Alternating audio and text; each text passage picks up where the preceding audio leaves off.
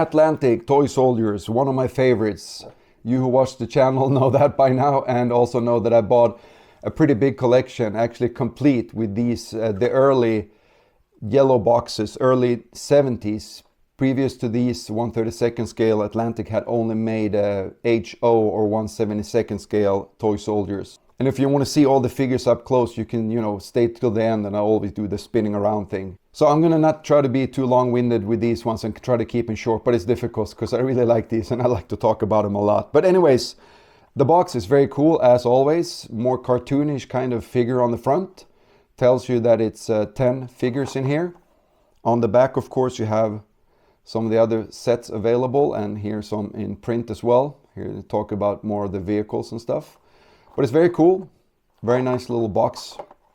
I really like these, and they display really well on the shelf as well. But anyways, when I bought this collection and I unpacked them, if you saw that video, I realized that these were actually a light blue color. Very strange choice for a toy soldier set, I think. But as always, you know maybe, and I know that Atlantic made these in different colors for some strange reason.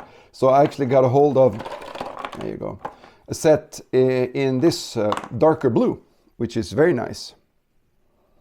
And they match the Airfix ones pretty good.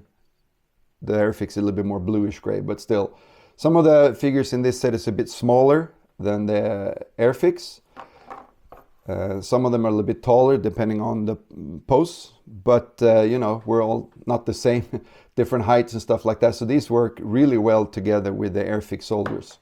So there's no doubles, of course, in these Atlantic sets, which is really cool. And you got 4 firing poses. You got the rifleman standing, you got the kneeling rifleman, and you got the submachine gunner, and you got the officer. And then in this set, it's actually kind of cool because you get 2 soldiers throwing grenades, one prone and one standing up. Throwing a grenade like this is kind of difficult, though you don't get that far, but it works. And this one is very similar to the Airfix one as well, which of course is probably because this is how you need to do if you're throwing a grenade.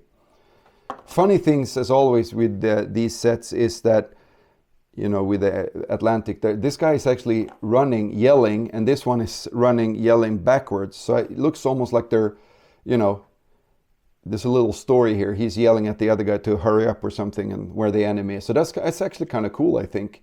Looks like he's breaking his neck, though. I can't turn my head that far, but still. And it's a little bit funny. He's got his hand on top of the rifle.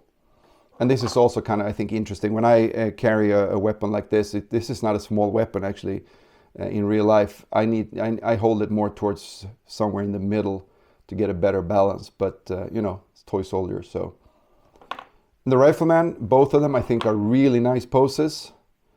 I really wish that toy soldier companies would have them actually go down a little bit further when kneeling, because this is a very unstable shooting position, but it looks really cool though.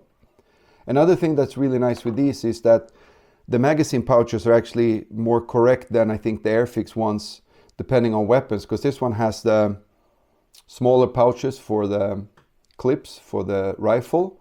And then the submachine gun soldiers have the larger magazine holder for the stick magazines.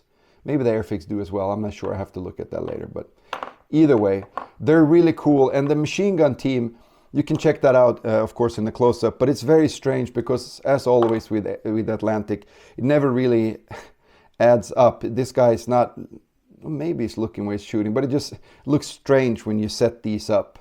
It looks more like he's looking down at the gun than actually firing it up front, especially when it's down like this on the table. And then you got the little loader, this is a really cool little setup, actually. I like this. It's kind of cool. But I think that's it, actually, for this set. Short and sweet. Hopefully you want to watch the next ones. I'm not sure which ones to do. There's a lot of cool set. You got commandos, so you got sharpshooters, and you got Russian infantry. You got a whole lot of different units for this, and some kind of weirder one with the sailors and stuff. But it's all really a lot of fun, and hopefully I see you guys in those videos. Take care. Cheers.